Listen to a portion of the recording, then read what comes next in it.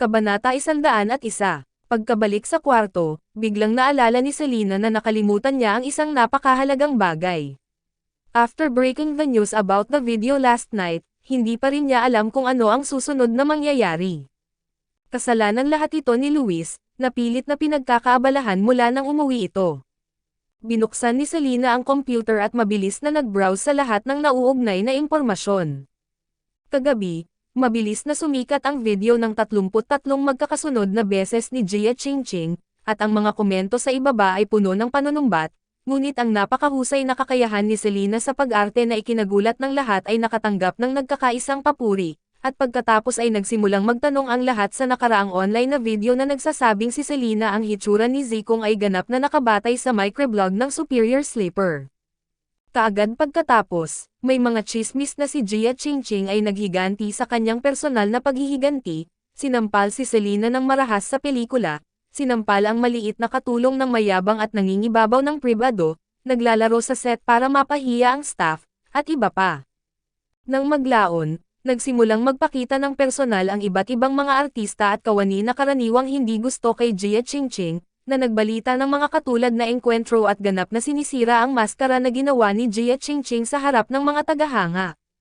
Makeup artist ay, naiinis ako kay Selena sa simula dahil si Jia Qingqing ay palaging tinutumbok si Selena at madalas sinisisi kaming mga staff na nagpapahirap kay Selena.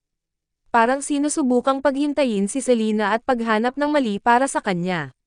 Ang re-makeup ay nangyayari halos araw-araw. Nung time na yon, feeling ko dinadawat ako ni Selena kaya matagal ko na siyang kinasusuklaman. Sa katunayan, hindi siya nagkamali. Alam kong may darating na gugulo sa akin kung sasabihin ko ang mga salitang ito, ngunit talagang masama ang loob ko sa aking konsensya kung hindi ko ito sasabihin. Noong araw na iyon, pumunta sa set ang mga fans ni Luis para manggulo. Pumangit ang mukha niya. Shaoli mula sa tagapamahala ng eksena, ano ang pagsasalita at paninibugho tulad ng puot. Si Jia Qingqing ay isang mayabang at nangingibabaw na cancer ng crew. Dumating siya ng late at umaalis ng maaga tuwing 3 araw, at palaging bossy. Hindi niya kami tinatrato na mga tauhan bilang tao.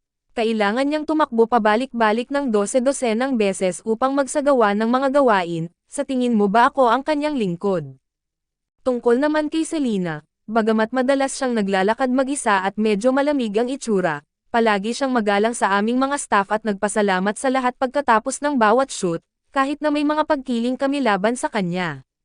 Ang pagtugon sa kanya, ginagawa pa rin niya ito sa bawat oras. Assistant ng direktor, ako ay isang malambot na tao, ngunit gusto ko pa ring sabihin ang isang bagay na patas. Sa unang araw pa lang nang magsimula ang pelikula, may dumating para maghatid ng mga gamit kay Selena. Hindi ko kadalasang nakikitang nakikipagrelasyon si Selena sa kahit na sinong lalaki. Normal lang sa isang magandang babae ang maraming manliligaw sa likod niya, pero hindi ko inaasahan na magiging ganoon ang mga pangyayari. Photographer, ang professionalismo ni Selena ay ganap na walang masasabi, mayroon siyang pakiramdam ng camera, at kaya niyang gumalaw mag-isa. Maliban kung ito ay dahil sa dahilan ng ibang tao, siya ay karaniwang dumadaan sa isa, kaya tuwing kukunan ko siya, ako ang pinaka-relaxed. Para naman kay Jia Qingqing, malamang na bangungot ng bawat photographer. Masyado na akong nagpa-plastic surgery, kakaiba ang hugis ng ilong ko, at nagrereklamo ako na mahina ang kakayahan ko, pwede pa ba kitang bigyan ng personal Photoshop? Direktor Guo Qisheng, ang mga komento sa internet tungkol sa unspoken rules ni Selena ay puro kalokohan. Ito ay hindi lamang isang insulto kay Selena, kundi isang insulto din sa aming buong crew. Noong una, gusto naming hintayin na may palabas ang aming pelikula. Matapos makita ang pagganap ni Selena, malalaman ng lahat kung ano ang tama at kung ano ang mali. Gayunpaman, ang pag-unlad ng kasalukuyang sitwasyon ay malubhang naapektuhan ang proseso ng paggawa ng pelikula ng mga tripulante. Ngayon ay maglalabas kami ng isang set ng mga extra ng maaga. Tingnan natin para sa iyong sarili. Video. Producer Wang Taihee, oy, nagsalita na ang lahat, kaya hayaan mo rin akong may sabihin.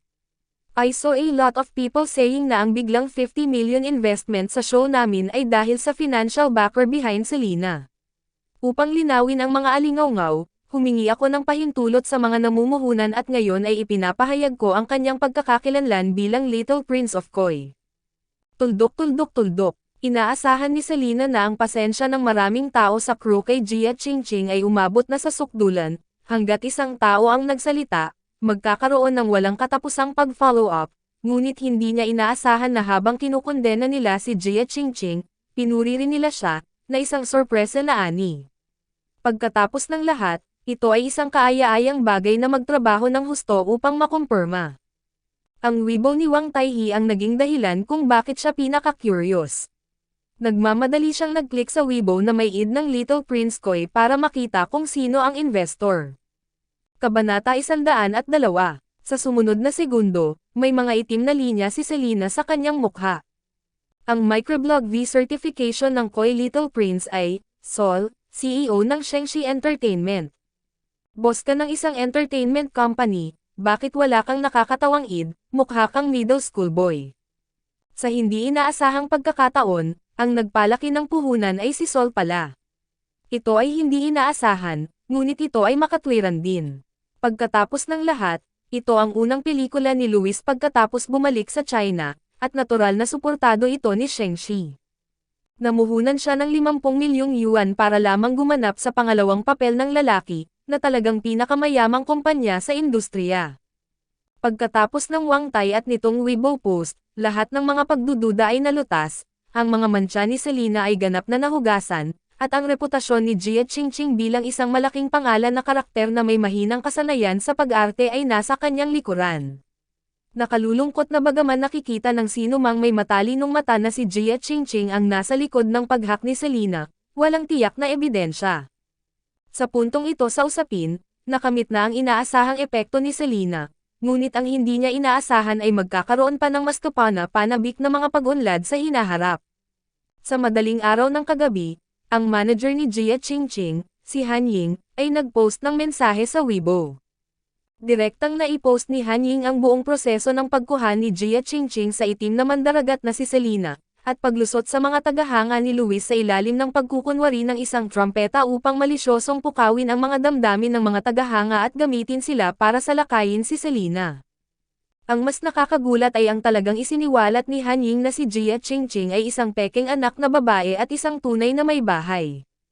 Ang mayamang ama sa alamat ni Jia Qingqing ay hindi ang kanyang sariling ama, ngunit ang kanyang ninong, at mayroon na itong asawa at mga anak. Ang Weibo ni Han Ying ay naglalaman ng maraming hindi malinaw na mga record ng chat at malakihan kahit na may 10,000 bibig si Jia Qingqing, hindi niya ito maitatanggi. Sa kasalukuyan, mayroon lamang isang kalsadang naghihintay para sa Jia Qingqing, Zhejiang. Kung kailan siya babalik, sa isang lugar tulad ng entertainment industry kung saan libu-libong layag ang dumaan, halos wala ng posibilidad na bumalik siya muli. Matapos i-post ni Han Ying ang microblog na ito na lumabag sa kanyang profesional na etika at naglantad sa kanyang mga artista, ang kanyang sariling karera bilang manager ay karaniwang nasira, at hindi niya alam kung anong uri ng salungatan siya kay Jia Qingqing. Ito ay isang matinding bagay. Matapos maging seryoso ang insidente, sinubukan ng Empire Entertainment na tanggalin ang post at tanggalin ang paksa, ngunit sa kasamaang palad ay hindi nila ito matanggal, na lalong ikinagalit ng mga netizens. Kaya't ang Empire ay walang pagpipilian kundi ang gumawa ng mga pagbabago sa pamamagitan ng paglabas ng isang pahayag upang sugpuin ang mga hinaing ng publiko, na nagsasabi na si Jia Qingqing ay mahigpit na mananagot sa malisyosong paninirang puri kay Selena. Tungkol naman sa pag-aalaga kay Jia Qingqing, hindi pa bumibitaw ang kumpanya sa ngayon, malinaw na ipinahayag na magsasagawa ito ng karagdagang investigasyon, halatang atubili pa rin si Jia Qingqing na gumugol ng maraming pera para sa pagtatanim. Walang magawa si Selena ngayong araw. Magpapahinga sana siya ng mabuti sa bahay, ngunit napakalaki ng pangyayari kaya hindi na siya mapakali. Pinatawag siya sa opisina pagkatapos lang ng almusal. Sa conference room, nandoon lahat sina Susie, Janice, at Jia Qingqing, at ang isa pa ay si Fang Haoyang, direktor ng Public Relations Department. Ibinaba ni Jia Qingqing ang kanyang ulo at may dalawang mabibigat na madilim na bilog sa ilalim ng kanyang mga mata. Nang makita niyang sumulpat si Selena, parang dugo ng manok siyang tumayo. Selena, UB. Tik, proud ka ba ngayon? Maghintay lang, hindi kita bibatiwan. Walang magawang pinitik ni Selena ang kanyang mga tenga, sa tuwing magkapareho ang mga linya, halos makaramdam siya ng kalyo. Tumahimik ka, sa tingin mo ba hindi ka pa nakakagawa ng gulo? Inip na saway ni Feng Haoyang. Si Jia Qingqing ay labis na ayaw, ngunit maaari lamang maupo ng agrabyado. Nawalan ng ugnayan ang kanyang ninong nang makitang nalantad ang kanilang pagsasama.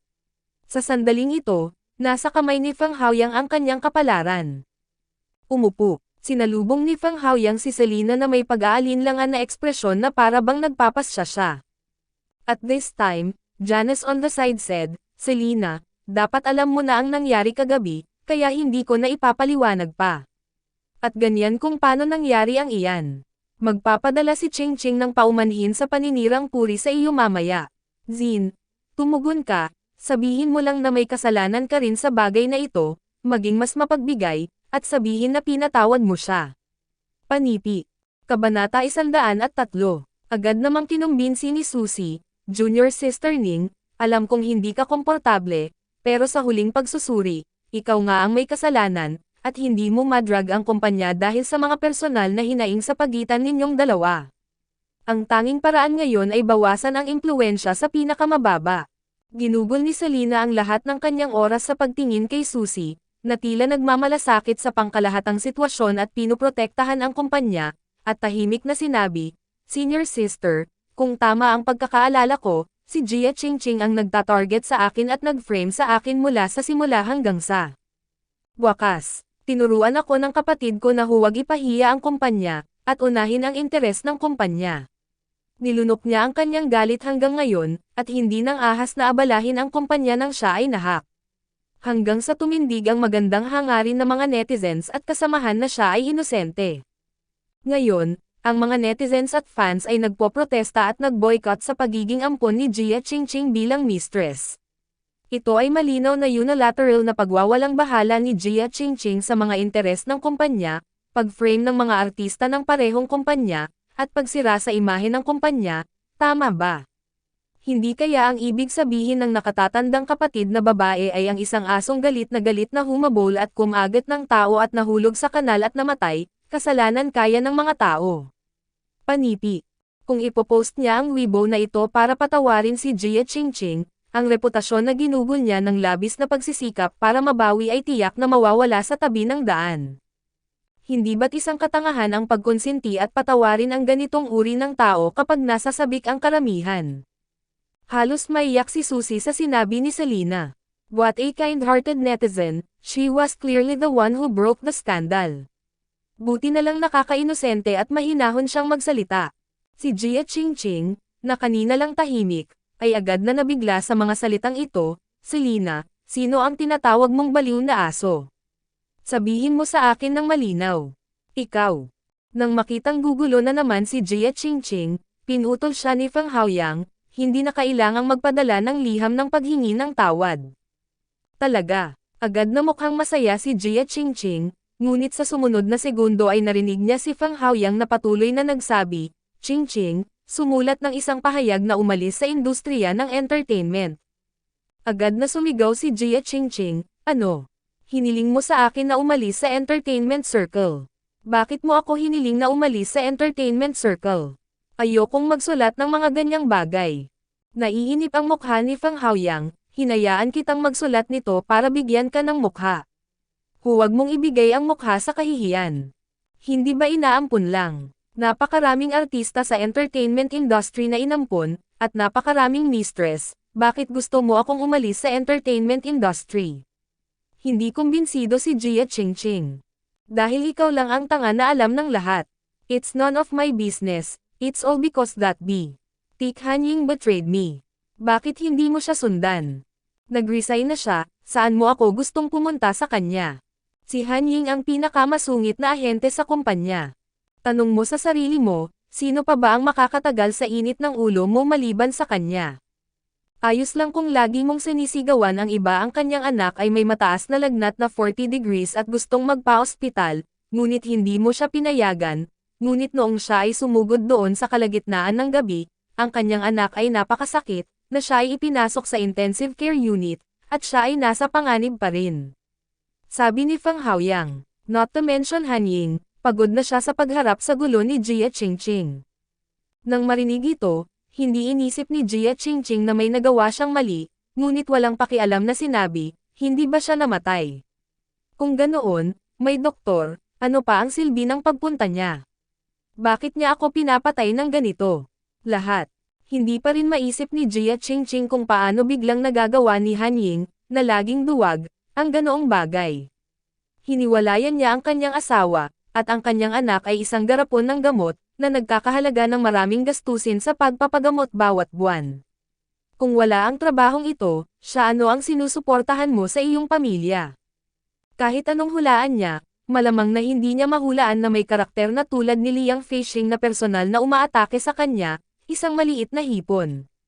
Kabanata 104, pinisil ni Feng Haoyang ang gitna ng kanyang mga kilay, at sa wakas ay sumuko na sa pakikipag-usap.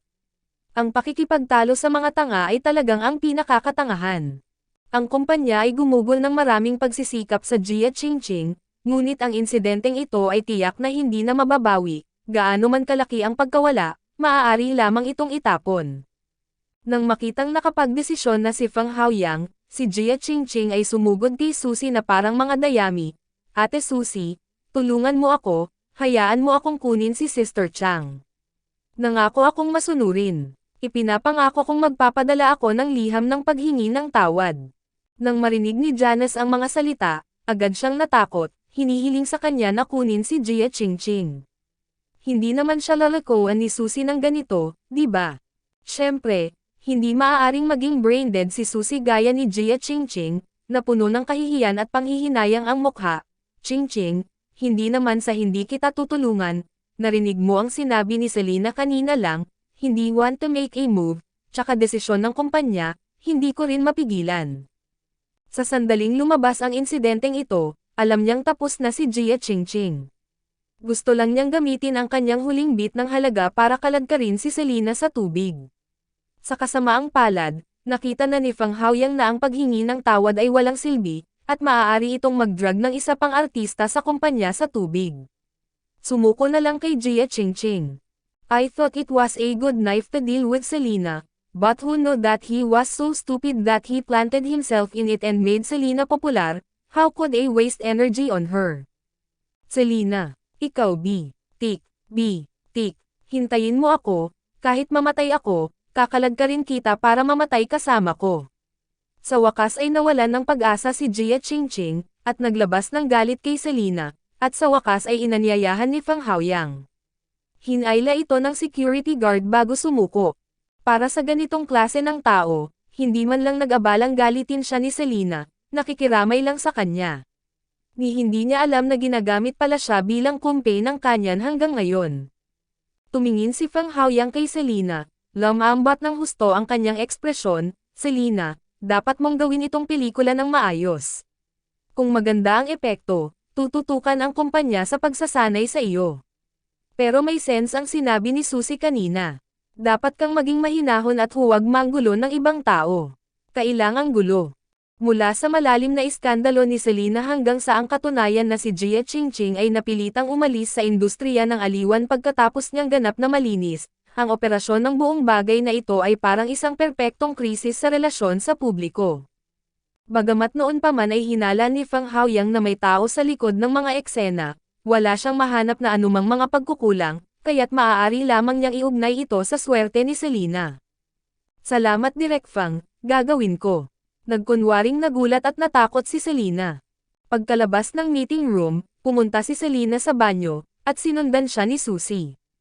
Ikinulong ni Susie ang kanyang mga braso sa kanyang dibdib, at tumingin sa kanya ng mapanokso, Selena, hindi ka ba natatakot na balang araw ay mahukay din ang dati mong pinanggalingan? Bahagyang ipinikit ni Selena ang kanyang mga mata, nagpakawala ng lamig, pagkatapos ay tumalikod, at sinabing casual, sino sa bilog na ito ang hindi nakagawa ng anumang iskandalo? Hindi ba, Miss Ning? Sinadya ni Selena na bigyang diin ang titulong Miss Ning, at saka umarteng parang tulala, eto na, bigla kong nalaman na ang titulo ni Jia Qingqing, isang peking anak na babae at totoong may bahay, ay hindi inaasahang angkop para sa iyo. When I Hate You hindi mo man lang ba isave ang title? Pakiramdam ni Susie ay parang sumasakit ang kanyang mga paa sa pagkakatapak, at galit niyang sinabi, anong klaseng peking anak ang totoong may bahay? Ako ay nasa pamilyang Ning mula nang ipanganak, at ako ang nag-iisang anak na babae na kinilala ng aking ama. Para naman kay Roman, walang silbi ang pag-iingat mo sa kanya. Ang puso niya, sa tingin mo ba maniniwala ang kalokohan mo?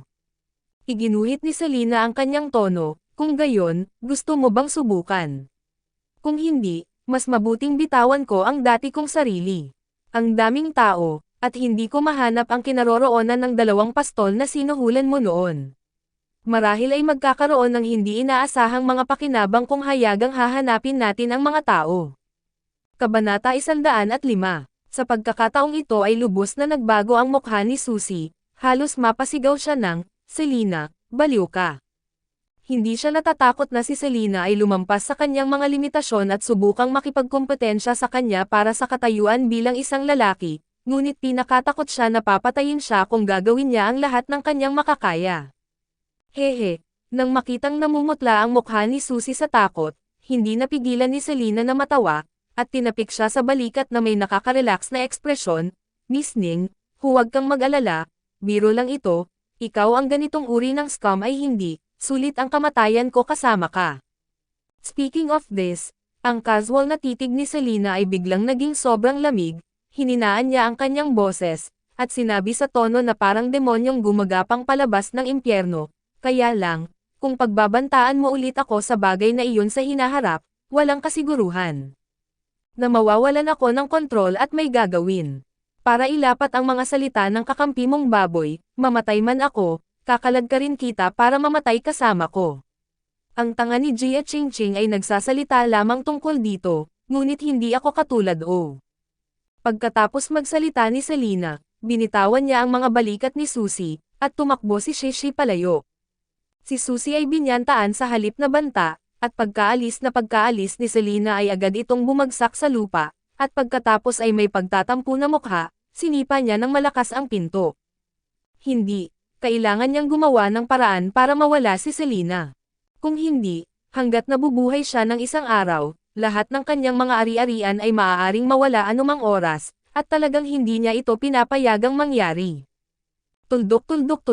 Pagkalabas ng kumpanya, nakita ni Selena na wala siyang gagawin sa hapon at nagplano siyang pumunta sa shopping mall. Huling beses na nga ako siyang tutulungan si Rick na bumili ng damit. Sa pag-iisip kay Rick, ang kanyang malungkot na kalooban ay agad na lumiwanag, at siya ay masayang namili. Pagkarating ay dumiretso si Selena sa section ng mga damit ng mga bata.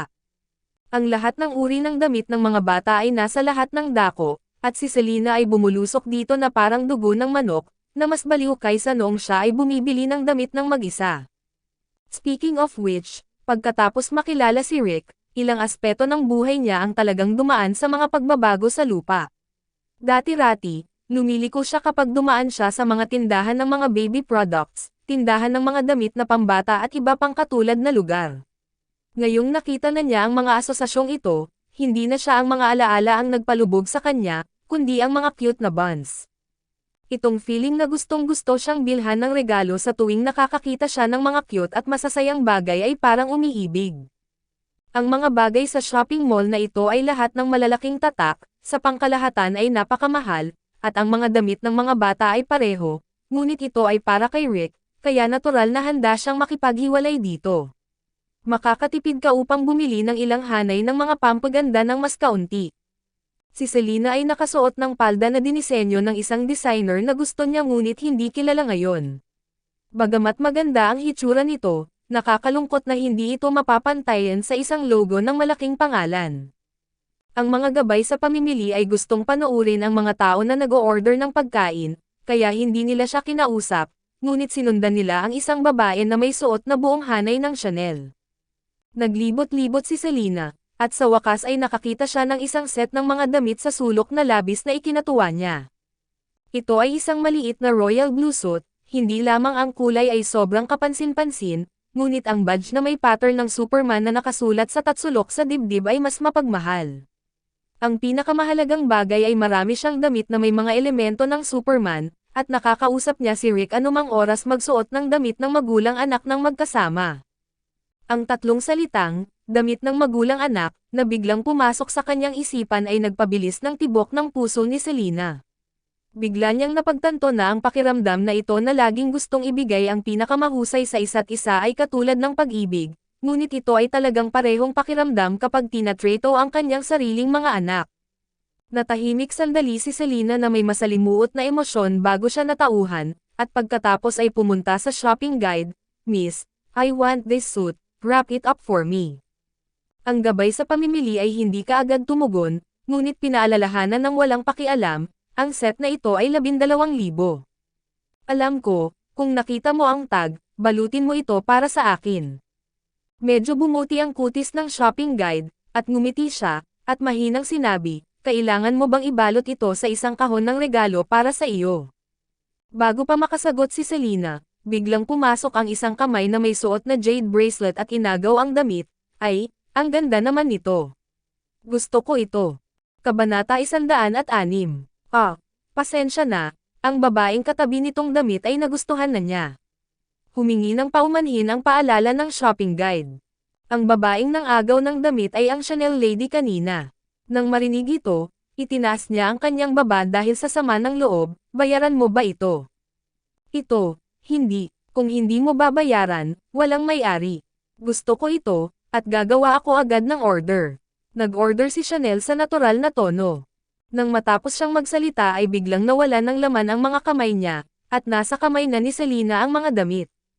Nagalit agad si Chanel, "Bakit mo ninanakawan ang damit ko?" Mas natural ang tono ni Selena kaysa sa kanya, "Hindi ba ibig sabihin kapag hindi ka nagbabayad, wala kang may-ari? Maaari mong pagnakawan ito, ngunit ang iba ay hindi." "Ikaw," sisabog na sana si Chanel, ngunit biglang napatitig sa mukha ni Selena na may pagtataka, "Selena, ikaw ba si Selena?" Nang makakita ng nakakatawa, hinayla ni Chanel ang kanyang kasama, "Shuang-Xuan, halika at tingnan mo kung sino ito. Ang bumpkin na iyon mula sa pamilya ni Ning, na talagang pumunta sa ganitong uri ng lugar para mangagaw ng damit sa akin." "Ibig mong sabihin Selena, how is it possible?" Gulat na napatingin ang kasama sa babaeng nasa harapan niya. Siya ay may mahabang itim na kulot na buhok at tamang-tamang retro makeup. Ang kanyang pag-uugali ay nagpapakita ng isang mapang-asar na kay-abangan at maharlika, hindi isang bakas ng mahiyain na babaeng taga-bayan noon. Siya yun. Hindi ko mapagkakamalan itong mukha. Ang babaeng nayon ay isang batang nayon, ngunit nagbago lang ang kanyang balat, at ito ay mababa pa rin ang kalidad ng balat. Sabi ni Chanel sa matigas na tono. Nilapitan ng kasama at nakitang kay Selena nga ang mukha na iyon, tama. Sa katunayan, maganda ang background ni Selena 5 taon na ang nakalilipas, ngunit hindi siya makapagbihis at palaging rustic. One size up, old-fashioned ang kulay, tapos palda pa, nakakabilib. Anong ginagawa niya para makabili ng damit pambata? Wala akong narinig na kasal na siya. Who knows kung sinong ganid na lalaki, baka nabuntis siya nang wala sa kasal. Hindi ba dahil niloko siya ni Roman at nakipaglokohan sa ibang lalaki? Tuldok-tuldok-tuldok, matagal na nagkantahan at nagkwentuhan ang dalawang babae bago tuluyang naalala ni Selena kung sino sila. Ang pangalan ni Chanel ay Ying Fanglin, at ang pangalan ng kanyang kasama ay Jin Shuang-Xuan. Pareho silang celebrity sa circle na iyon, member ng girlfriend group ni Susie, at silang dalawa ang higit na nang-aasar at nang-aasar sa kanya. Nang maglaon, nabalitaan niyang maayos ang pag-aasawa ni Ying Fanglin, at nanganak ng isang lalaki para sa kanyang asawa sa unang taon, kaya lalo siyang naging mayabang. Si Jin Shuang-Xuan ay nagkaroon din ng fiancé mula sa magandang background ng pamilya. Hindi ko inaasahan na makakahanap ako ng pinakamahusay na mga produkto sa lugar ng damit ng mga bata. Parang hindi alam ng dalawa na pumasok na siya sa entertainment industry. Ayaw makipagtalo ni Selena sa iba sa publiko, kaya hindi niya sila pinansin at sinabi sa shopping guide, "Miss, bayaran mo ako." Hindi man madaling guluhin ang dalawang iyon sa unang tingin. Kung tutusin, si Selena ang unang na-in-love kaya naman nagmamadaling binuksan ng shopping guide ang isang order para sa kanya at ini-swipe ang kanyang card. Gayunpaman, nagkaroon ng problema sa pag-swipe ng card. Medyo pangit ang mukha ng shopping guide, "Pasensya na miss, kulang ang balanse ng card mo. Ha? Napatulala si Selena. Noon lang naalala ni Selena na pinalitan niya ang kanyang kotse ng imported na makina noong nakaraang buwan, kaya talagang walang gaanong pera sa card. Nang makita ang sitwasyong ito, agad na tumawa ng malakas si Ying Fanlin, hahaha, tawa talaga ako ng tawa, wala akong pera at narito pa ako na namamaga ang mukha para magpanggap na mataba. Nagkibit balikat si Jin Shuangchuan nang may pagkadismaya at sinabing, naisip ko na ang pag-aaral sa ibang bansa sa nakalipas na ilang taon ay makakapagpabuti sa akin. Tiyak na, ang isang ibon ay isang ibon, at hindi ito kailanman magiging isang phoenix. Buong pagmamalaking tiningnan ni Ying Fanlin ang shopping guide, Miss, maaari mo bang ibigay sa akin ang suit na ito ngayon? Oo, ginang, sabi ng shopping guide at kukunin na sana ang mga damit sa kamay ni Selena. Pinindot ni Selena at hindi binitawan. Agad na tumawag si Ying Fanlin, bakit, gusto mo si Ming Cheng kahit wala kang pera? Sa tingin mo ba galing ka sa bansa mo? Hinawakan ni Selena ang mga damit sa isang kamay, kinuha ang isang itim na card mula sa kanyang bag gamit ang kabilang kamay, at ibinigay ito sa shopping guide, ay swipe ito. Kabanata 107. Orihinal na binalak ni Selena na siya mismo ang magbayad ng pera sa pagkakataong ito bilang regalo para kay Rick, ngunit hindi niya inaasahan na mangyayari ang isang nakakahiyang sitwasyon. Gustong-gusto niya ang damit na ito, at nang maisip niya na ang isang bagay na pag-aari ni Rick ay aagawin ng isang tulad ni Ying Fanlin, hindi siya komportable.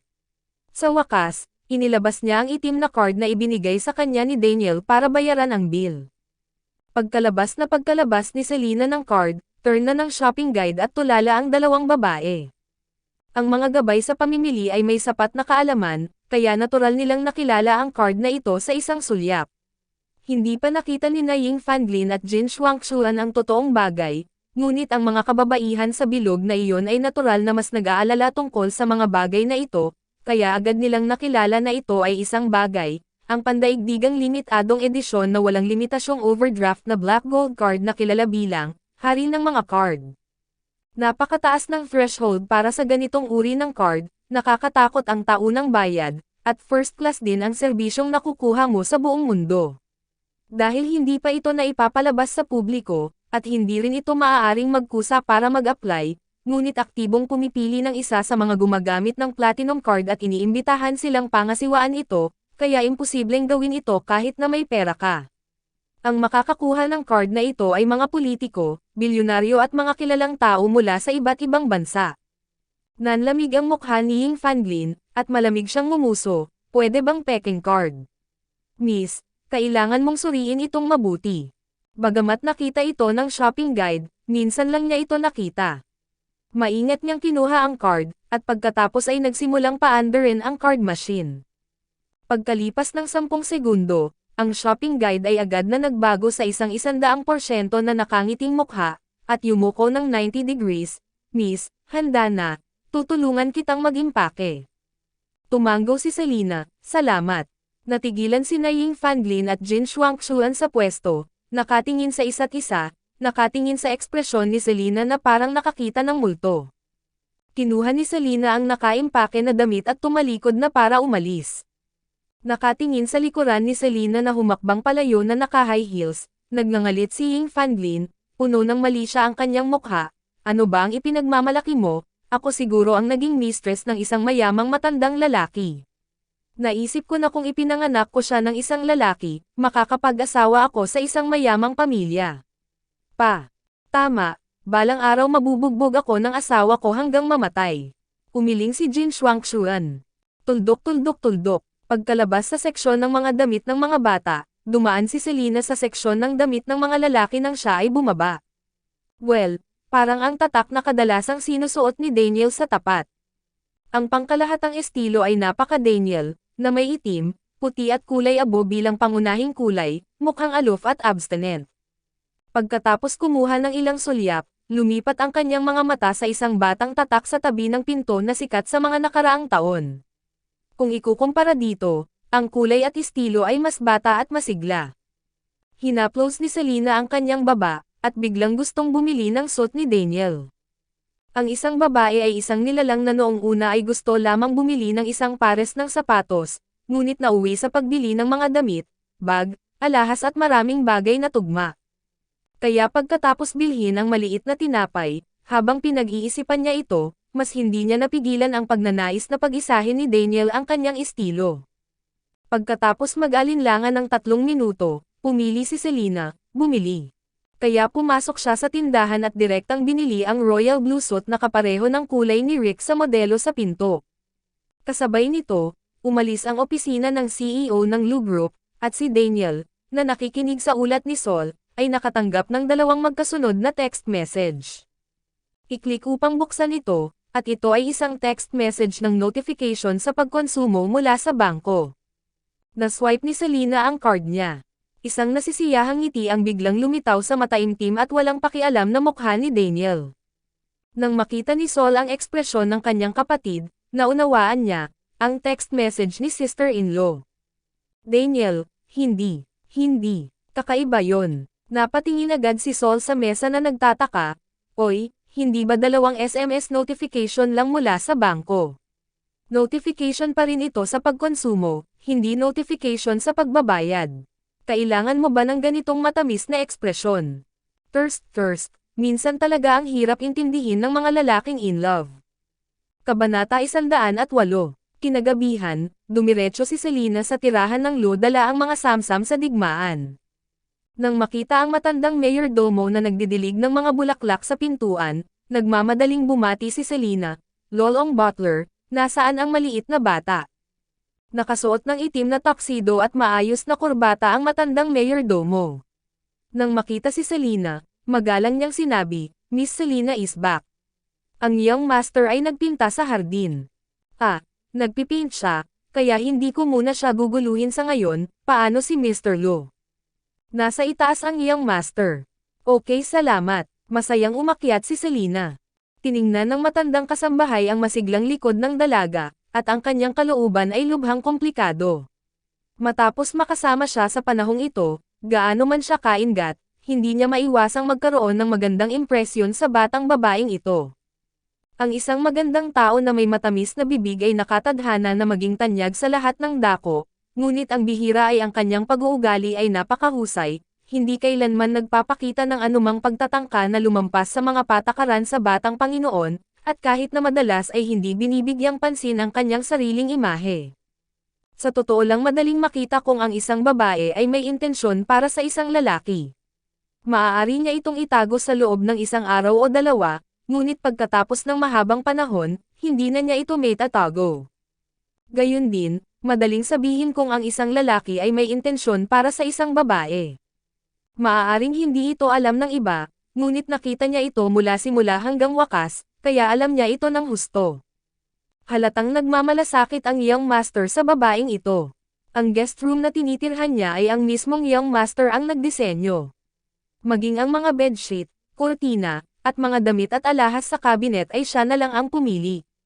Hindi lang iyon, unang araw lang siya pumunta dito ipaliwanag mo lang sa kusina ang mga gawin niya sa pagkain, tuwing late siya uuwi, dapat siyang mag-iwan ng pagkain para sa kanya, ang mga katulad na detalye ay napakarami para mabilang.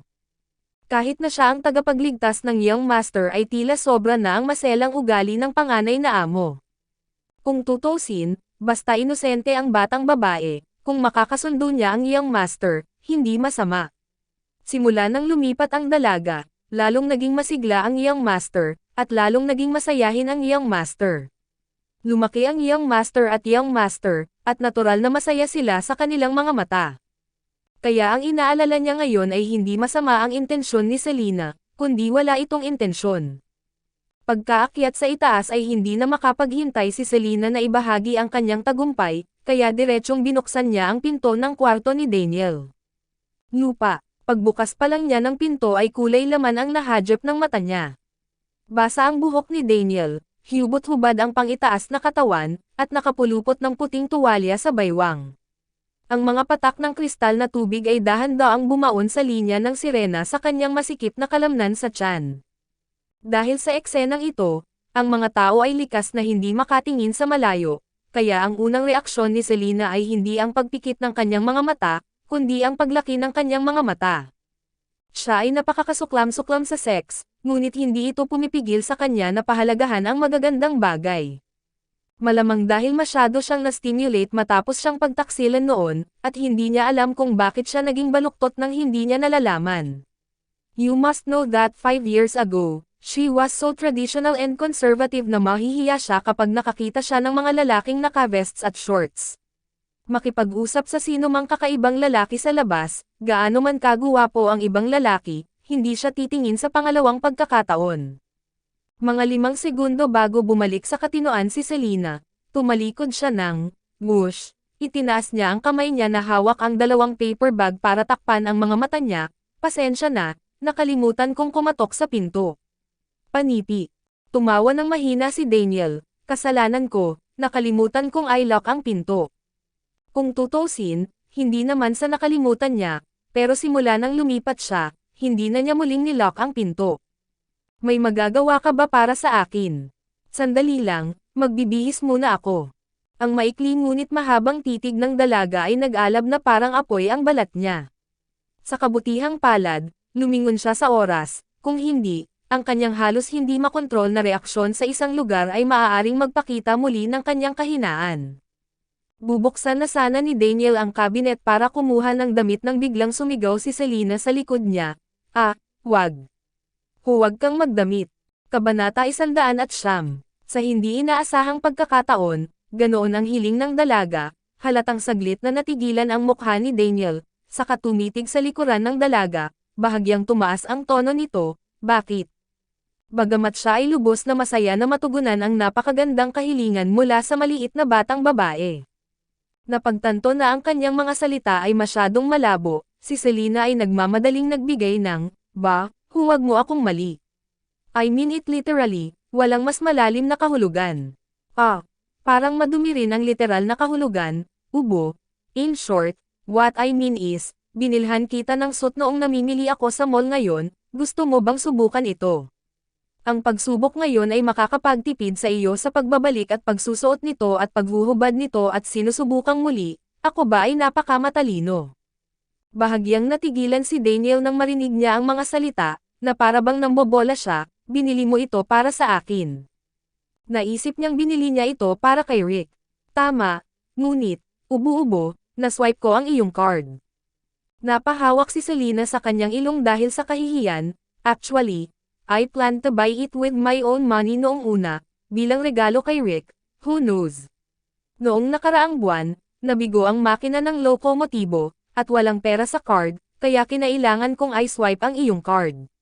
Nang maglaon, nang dumaan ako, nakakita ako ng isang set ng damit na pang-adulto na katugma ng kulay at estilo ng binili ko para sa Xiaobay.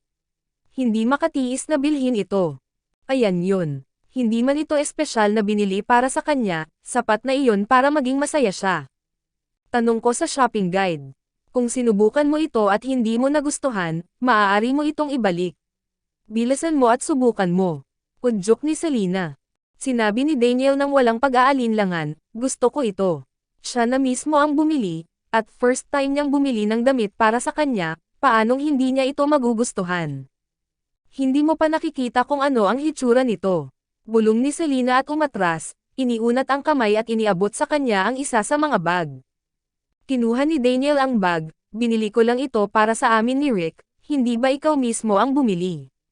Bumantong hininga si Selena, hoy, nahihiya ako, mas mabuting maghintay muna ako hanggang sa maipamahagi ang pera bago ito bilhin. Saktong sasabihin ni Daniel na pwede mong i-swipe ang card ko, naglabas si Selena ng isang itim na card mula sa kanyang bag. Oh, by the way, ibalik mo ito sa iyo.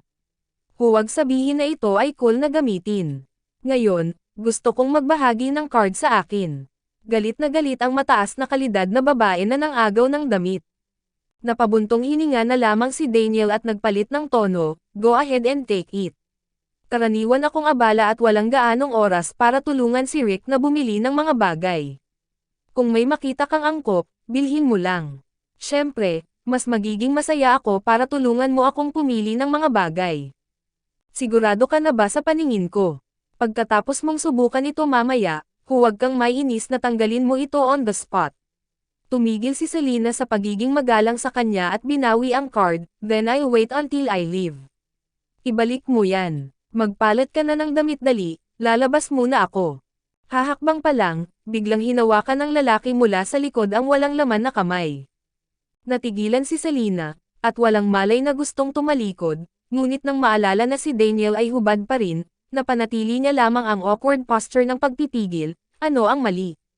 Bahagyang hinigpitan ni Daniel ang kanyang balingkinitang palso, Selena, bumuti ng husto ang kalagayan ni Rick kamakailan, at hindi ka na niya ginugulo sa lahat ng oras. Siya ay napakamasunurin at hindi ka iistorbahin o maaapektuhan ang iyong trabaho. Siya lang ang nakikita ko, kaya kong maghintay hanggang sa pag-uwi mo araw-araw, matutuwa ako at magaan na malaman na araw-araw kang natutulog sa tabi niya. Alam kong wala na akong dahilan para panatilihin ka, ngunit bilang isang ama, napakaliit ng magagawa ko para kay Rick. Sana talaga tumagal pa ng kaunti ang kaligayahan ni Rick. 3 buwan, maaari ba akong manatili ng higit sa 3 buwan? Kapag dumating ang panahon na gusto mo nang umalis, hinding-hindi kita pipilitin na manatili. At sa panahong ito, maaari mong ituring ang lugar na ito bilang iyong sariling tahanan, at gawin ang anumang gusto mo nang walang anumang pag-aalinlangan. Maaari kang magsalita ng mga pagmumura paminsan-minsan, maaari kang kumain ng durian na bawang, maaari kang uminom at magklabong at bumalik ng huli. Hinihiling ko lamang sa iyo na maging mapagpasensya sa 3 buwang ito at huwag ibalik ang mga lalaki, okay ba iyon? Panipi. Halos mapaiyak si Selena nang marinig ang unang bahagi, ngunit halos masuka siya ng dugo nang marinig ang huling bahagi. Bakit habang pinakinggan ko ito, mas lalo kong naramdaman na si Daniel ay isang maamo, mabait, at masunuring asawa, ngunit siya ay isang hamak na asawang sinayang ang kanyang buhay. Kabanata 110. Umiiyak si Selena, Daniel, sigurado ka bang gusto mo akong i-chat ng ganito? Pwede bang magbihis ka muna at mag-usap tayo? Kung hindi, mahihirapan siyang mag-concentrate sa pag-iisip tungkol sa problema, okay? Sige. Sa wakas ay dumating ang boses ni Daniel mula sa likuran. Nagmamadaling lumabas ng kwarto si Selena na para bang nakatanggap siya ng amnestya. Hay, natural orator siguro si Daniel. Sinundot niya ang puso niya ng ilang salita, lalo na ang tungkol kay Rick. Kaya lang, kung magpapatuloy siyang manirahan dito, 3 buwan pa rin, natatakot ako na hindi talaga ito angkop. Habang siya ay nagpupumiglas, biglang nanlambot ang kanyang mga binti, at sa sandaling ibinaba niya ang kanyang ulo, nakita niya si Rick na tumatakbo sa isang punto, nakayakap sa kanyang guya gaya ng dati, at may hawak na isang painting sa kanyang kamay.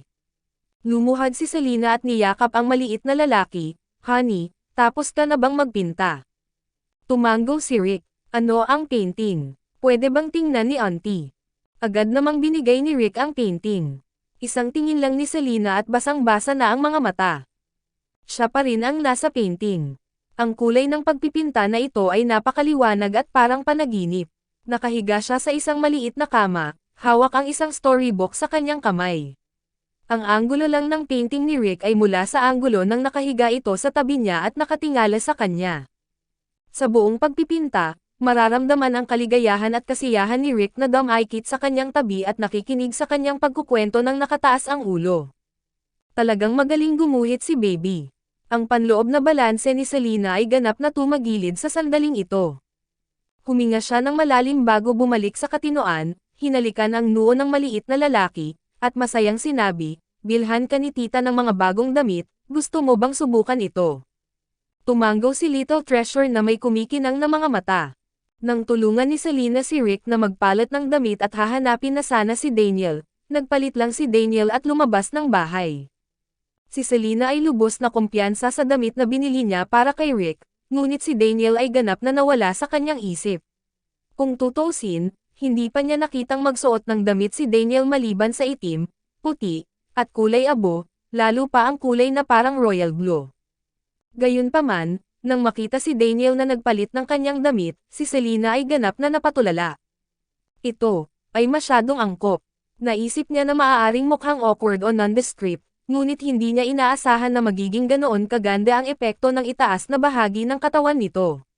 Buong-buo nitong ipinakita ang malapad niyang balikat, makitid na balakang, at mahahabang binti. Ang pinakamahalagang bagay ay ang kanyang mapurol at solemn na ugali ay agad na naging maliwanag at magaan, kahit na ang mga tao ay mukhang mas bata. Natuwa si Daniel sa disguised surprise sa mga mata ng dalaga. Paano na? Marahang tumanggo si Selena, ang gwapo kaya. Pakiramdam ko ay ang isang malaking pulang bulaklak sa aking dibdib ay maaaring direktang maging isang lalaking ikakasal. Daniel, this girl's way of compliment others is really unique. Rick, hindi mo ba iniisip? Gwapo ba ang papa mo? Ibinaba ni Selena ang ulo at tinanong ang pocket version ng little bun ni Daniel. Bagamat hindi gustong makita ni Rick ang kanyang ama, kailangan niyang aminin na ang gayong ama ay mas maganda kaysa sa karaniwang madilim, kaya tumanggo siya ng may dignidad. Agad na nag-snap fingers si Selena.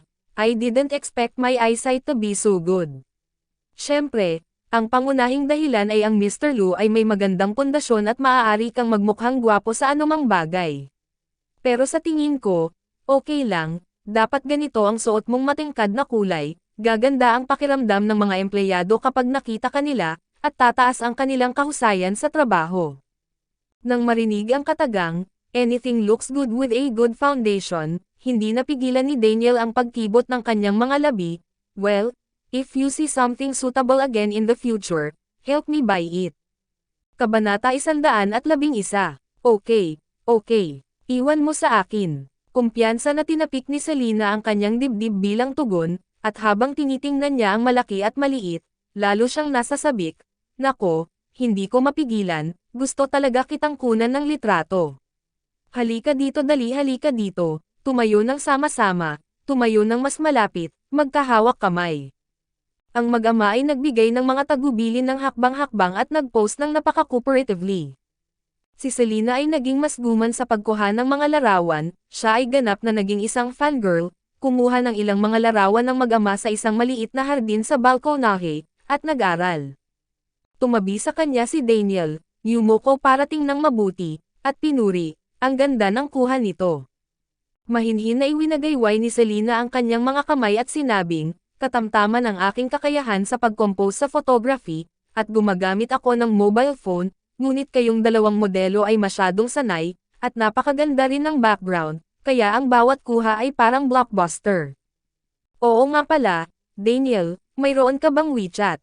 Ay dadagdag kita at ipapadala sa iyo ang mga larawan. Gusto ko sanang sabihin noon, sino pa ba ang gumagamit ng text messages ngayon? Masyadong magulo. Turuan natin si Rick na gumamit ng WeChat sa hinaharap.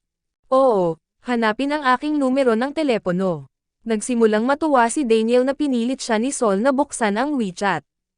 Ha? Ang palayaw mo talaga ay Daniel. Napakawalang sigla. Reklamo ni Selena at agad na idinagdag si Daniel bilang kaibigan. Napataas ang kilay ni Daniel at subconsciously na tiningnan kung ano ang nickname ni Selena. Matapos basahin ito, napagtanto niya na hindi niya alam ang mga karakter na Chino. Nalulungkot ka ba? Bakit kakaiba ang palayaw na ito? Anong ibig sabihin? Gustong-gustong magtanong ni Daniel, ngunit natatakot siya na ito ay isang wika sa internet, at kung siya ay nagtanong, ilantad niya ang pagitan ng henerasyon sa pagitan niya at niya tulad ng huling pagkakataon, kaya pinili niyang manahimik. Matapos idagdag ang isa't isa bilang mga kaibigan, ipinadala sa kanya ni Selena ang lahat ng mga larawan. Nang kinokolekta ni Daniel ang mga larawan, hindi niya sinasadyang napansin na ang pirma ni Selena ay, isang araw na may hawak na espada, papatayin ko ang lahat ng walang pusong aso sa mundo. Daniel. Matapos i-post ni Selena ang larawan, napagtanto niya na si Daniel ay nakatitig sa kanyang pirma na may komplikadong mga mata. Napahiya siya sa mismong lugar, at nahihiyang nagpaliwanag, ano, ito ang pirma ko noong dumaranas ako ng pangalawang sakit, at nakalimutan kong palitan ito palagi. Hindi ba nakakagulat? Bahagyang ngumiti si Daniel, okay lang. Balang araw, siya rin ang magpapabago sa kanyang lagda. At ang palayaw ko, Martian ang tawag, medyo sikat sa internet noon, at medyo nakakaloka na ngayon, pero sanay na ako at hindi na ako nag-abala pang palitan. Napakamot ng ulo si Selena at nagpaliwanag. Tama, maaari mo bang palitan ito ng isang katulad? Tanong ni Daniel. Ha, ikaw, sa tingin mo talaga maganda ito? Kinilabutan si Selena sa aesthetics ni Daniel. Oo, seryoso ang ekspresyon ni Daniel. Kung gayon, mag-iisip ako ng isa para sa iyo mamaya. Nagsisi si Selena nang pumayag siya. Mahirap isipin kung ano ang magiging hitsura ng mga kaibigan ni Daniel sa WeChat kapag nakita nilang pinalitan niya ang kanyang palayaw ng Martian. Napakaganda ng larawan. Salamat. Si Daniel ay bihirang mag-login sa WeChat. Sa pagkakataong ito, hindi nagtagal pagkatapos niyang mag-login, nakita niyang maraming mensahe ang lumalabas sa grupo ng pamilya. Nagrereklamo pala ang dalawang matanda ng pamilya Lu sa kanilang mga kamag-anak na matagal na nilang hindi nakikita ang apo, dahil ang panganay ay tila may nagustuhang babae kamakailan at marubdob itong hinahabol kaya't, "They dare to bother him with him." Yung tono na yon, sinasabing nagrereklamo, actually more like show-off. Hihihibos namin sa wakas meron na kaming babaeng gusto. Ito ay isang babae, bata. Natarante si Daniel sa tono ng kanyang mga magulang, at saka casual na ipinost ang lahat ng larawang ipinadala sa kanya ni Selena sa grupo. Kaya, pagkatapos ng ilang segundo, ang buong grupo ng pamilya ay pinirito. Kabanata 112. Ang unang reaksyon ng lahat ay ang one Ian Diving King na si Daniel ay talagang lumabas sa grupo ng pamilya. Ang pangalawang reaksyon ay, "Oh my God, napakasimple nitong malaki at maliit na mag-ama, tulad ng mga karakter sa pictorial. Gusto ko talagang nakawin si Rick sa bahay. Gusto ko talagang pakasalan ang anak ko." Kung hindi dahil sa katotohanang bawal ang kasal sa pagitan ng malalapit na kamag-anak sa kasalukuyang lipunan, tinatayang hindi mabilang na miyembro ng pamilya na may mga anak na babae ang nakikipaglaban para sa dugo sa ngayon. Ang cute ng apo ko o ang gwapo ng anak ko. Tuwang-tuwa si Mrs. Lo kaya hindi niya alam kung sino ang unang pupurihin. "Daniel, sino ang pumili ng damit para sa inyo ni Rick? Yan ba yung babaeng gusto mo?" Masasabi ni Mrs. Lu sa isang sulyap na tiyak na hindi ito ang estilo ng aesthetic ng kanyang anak. "Okay, alam kong hindi ka makapili ng ganitong style ng damit. Tingnan kung gaano kaliwanag at kaganda ang kulay. Hindi tulad ng marunong kang magdamit ng maalikabok na damit sa buong araw, at ihagi si Rick sa maalikabok na damit. Kailangan talaga ng pamilyang ito ng babae." Siya rin ang kumuha ng litrato. Hindi maiwasang magtanong ni Mr. Lo. "Okay." Nagsabi pa rin ng totoo si Daniel. "Mabuti." Halatang sobrang nasiyahan din si Mr. Lo. Si Daniel ay hindi mahilig magpa-picture noong bata pa siya, at lalong hindi mahilig magpa-picture si Rick, kaya kakaunti lang ang mga litrato ng mag-ama, mas kakaunti pa ang mga litratong magkasama. Tahimik na pinahahalagahan ng dalawang matanda ang mga larawang ito ng magkasama. "Pupunta na ako, kalaban ng langit ang future sister-in-law ko. Talagang mayroon kang kakayahang hayaan kang magsuot ng mga damit na ganito ang kulay, at masunurin na kumuha ng mga larawan. Binigyan kita ng isang set noon, at ang kulay ay katulad nito. Ang iyong mga mata ay labis na mapanlate, at pinapuna mo ang aking mga aesthetics." Sa pagkakataong ito ay si Sol ang nagsalita. Maging si Sol ay lumapit at tinawag siyang, hinaharap na hipag. Hindi na nakatiis ang 7 tiyahin at 8 tiyahin, at lahat sila ay nagtanong kay Daniel kung sinong babae ang nakikita ni Daniel. Direktang sumagot si Daniel ng 2 salita, "Pribadong usapin. Ibig sabihin private matter ko ito at walang pwedeng makialam."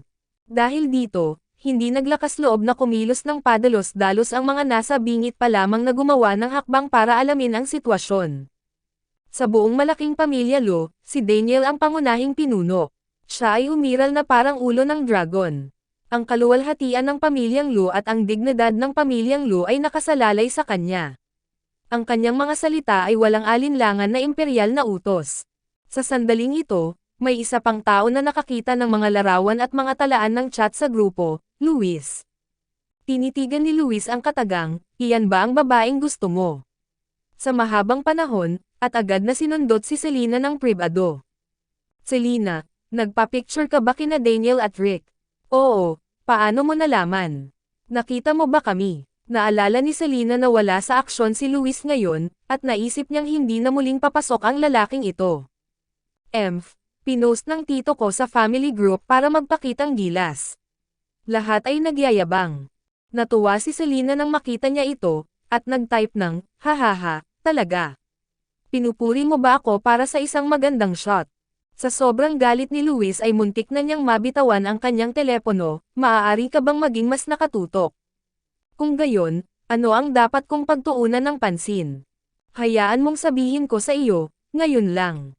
Gustong sabihin ni Luis na ngayon lang umamin si Daniel sa grupo na kuha ang litrato ng isang babaeng gusto niya, pero nang maisip niyang 3 sunod na beses na niya itong sinabi ay hindi na siya naniwala. Pakiramdam niya ay hindi pa rin sapat ang ebidensyang ito. Ito ay isang pambubugbog, kaya nagpa siya akong kumbansihin siya sa susunod na makakita ako ng ebidensya na hindi niya maitatanggi. May eksena tayong dalawa bukas, wag kang mail late. Iniba ni Luis ang usapan. Kailan pa ako na late? Kung wala na, Sing-sin, kung maglakas loob kang kumain ng bawang at durian, mamamatay ka, alam mo ba? Kabanata 113. Pagkatapos kumain, nag-alinlangan si Selena at hinanap si Daniel. Sa tahimik na balkonahe, hindi nagmamadali si Daniel, tahimik lang siyang nakatayo doon, matiyagang naghihintay ng sagot niya. Huminga ng malalim si Selena, lumingon sa lalaki sa tabi niya, sa wakas ay nakapagdesisyon siya at sinabing, Daniel, napag-isipan ko na ang sinabi mo. Ipinapangako ko sa iyo na maaari akong manatili ng isa pang 3 buwan, ngunit pagkatapos ng 3 buwan, kailangan ko talagang umalis. Kahit na walang namamagitan sa kanila, siya ay isang babaeng walang asawa na nakatira sa bahay ng iba, at napakadaling magdulot ng hindi kinakailangang hindi pagkakaunawaan. Salamat. Si Daniel ay nagpakita ng isang maluwag na ekspresyon, at kasabay nito, may nakatagong kislap sa kanyang mga mata. May mga eksena ba bukas? Tanong ni Daniel. Bumantong hininga si Selena at tumango. Oo. Nakita ni Daniel na hindi siya nag-alinlangan, at nag-aalalang nagtanong, bakit, magiging mahirap ang eksena bukas? Sumandal si Selena sa relang habang hawak-hawak ang baba at bamulong, hindi naman mahirap, scene lang, pero ang object ay Luis, natatakot talaga ako na isayaw ko ang eksena. Paano kung hindi ko mapigilan sa kalagitnaan ng akto? Ano ang dapat kong gawin kung matalo ko siya? Posible ring tumawa. The K. Sing-sin. Bahagyang pinaikit ni Daniel ang kanyang mga mata. Bagamat alam na niyang magkakaroon ng ganoong eksena ang pelikulang ito, sadya niyang iniiwasan ang tanong na ito dahil nag-aalala siyang baka hindi niya mapigilan ang sarili na gumawa ng bagay na ikasusuklam niya.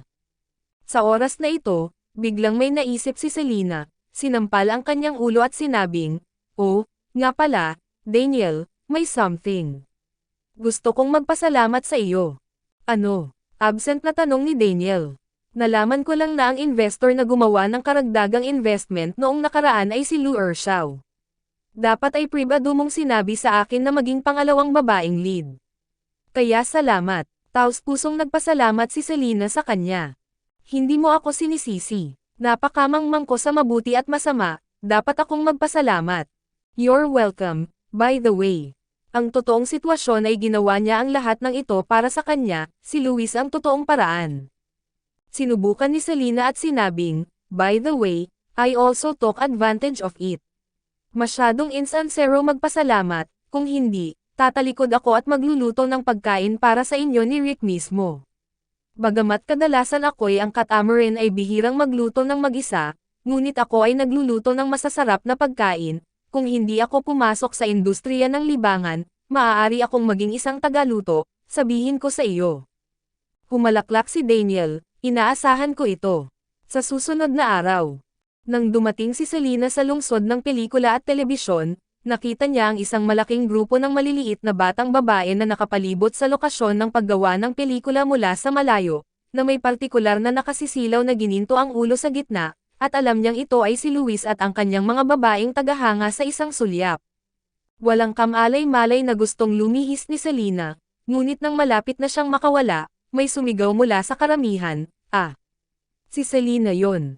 Naisip ni Selena na tapos na ito, at protektahan muna niya ang kanyang mukha, ngunit sa hindi inaasahang pagkakataon, ang grupo ng maliliit na batang babae ay tumayo sa ilang hanay sa kanyang harapan, pagkatapos ay yumuko at sabay-sabay na sinabi, I'm sorry.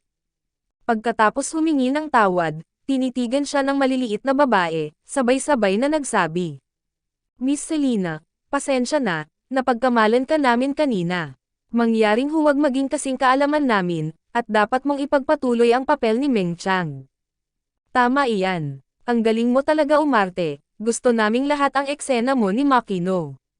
Naglaro ako ng mga 10-10 segundo ng mga clip sa isang loop buong araw sa bahay. Si Selena ay nalilito sa mga maliliit na batang babae, at subconsciously tumingin kay Luis.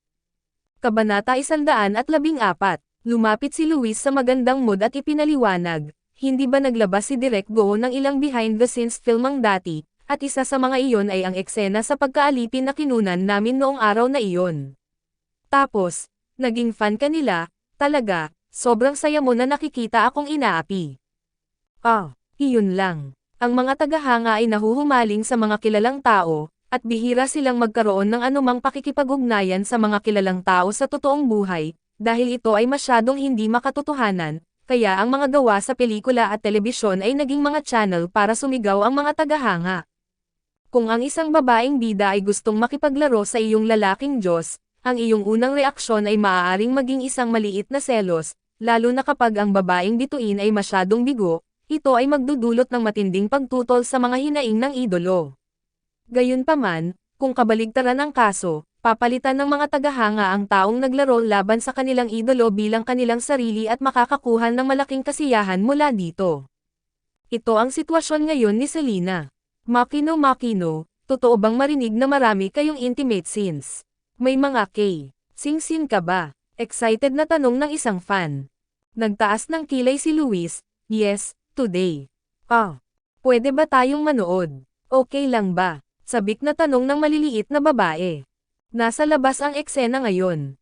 Dapat ay nakikita mo ito mula sa labas, ngunit maaaring hindi mo ito makita ng malinaw mula sa malayo, sagot ni Luis. Ayos lang, lahat tayo may dalang gamit. Inilabas ng maliliit na babae ang mga binocular na dapat mayroon ang mga tagahanga. Walang imek si Selena. Sa dinami-daming taong nanonood, na-pressure siya. Sa lounge, hindi napigilan ni Selena na magtanong, "It's act. Scene, which one is it?" Dahil napakaraming nangyari kamakailan, at malaki ang pagbabago sa schedule ng pelikula, pangkalahatang ideya lang ang alam niya at hindi pa naaabisuhan. Excited na binalikan ni Luis ang script, tinanong ko ang direktor tungkol sa eksena sa Lantern Festival kagabi. Naalala agad ni Selena ang plot, Lantern Festival. Hindi ba ito ang eksena kung saan sina Meng Chang at Sun Wanking sa unang pagkakataon? Tama, iyon ang eksena. Napakunot noo si Luis pagkatapos magsalita, at maingat na lumapit sa kanya para sumangot, naalala mo ba ang sinabi ko kahapon, kumain ka ba ng hindi mo dapat kainin? Sinampal siya ni Selena, mukhang hindi ako propesyonal. Yan ang sabi mo. Kung hindi, kapag niloko mo ako, sasabihin ko sa direktor. Tinitigan siya ni Luis nang walang tiwala. Napakaraming beses na siyang pinaglaruan ng taong ito, at hindi siya naglakas loob na ipahinga ang kanyang pagbabantay. Pinandilatan siya ni Selena, ilang taon ka na, at pinaglalaroan mo pa rin ang pagsasabi sa guro. Bata ka ba? Ngumuso si Luis at tumalikod, hindi ko nasasabihin sa iyo, gusto kong mag-aral kung paano mag-shoot. Inikat ni Selena ang upuan, mag-aral ka A55. Anyway, pilit kitang pagdating ng panahon. Halika nga dito at may itatanong ako sa'yo. Luis, what the hell, hindi ba siya makapag-aral kung paano maging sa pamamagitan ng puwersa? Ano ang gusto mong itanong? Galit na sabi ni Luis. Paano ngayon hinahawakan ang karakter ni Jia Qingqing? Papalitan na talaga. Narinig kong sinabi ni Kuya Ming na mula sa ating maunlad na edad. New singer daw siya. Mukha siyang magaling, pero wala siyang karanasan sa pag-arte, hindi ako makapaniwala. By the way, Jia Qingqing, narinig mo ba ang tungkol dito? Ano ang nangyari kay Jia Qingqing? Naguguluhan si Selena. Ano ang magagawa ko? Napakalaking gulo ng pangyayari. Nalaman ito ng asawa ni Fang. Tinawagan niya ang isang tao para bugbugin siya ng hubot-hubad sa kalye, at sinabihan siyang lumabas ng kabisera ng imperial, kung hindi, siya ay papatayin sa susunod. Nag-alala ako ngayon ay tila hindi na kailangang mag-alala kung ano ang gagawin sa iyo ng babaeng iyon kapag nagmamadali siya. Naramdaman ni Luis na may mali habang nagsasalita, Selena, bakit pakiramdam ko ay naging maayos ang bagay na ito? Sa oras na ito, ang boses ng direktor ay nagmula sa labas.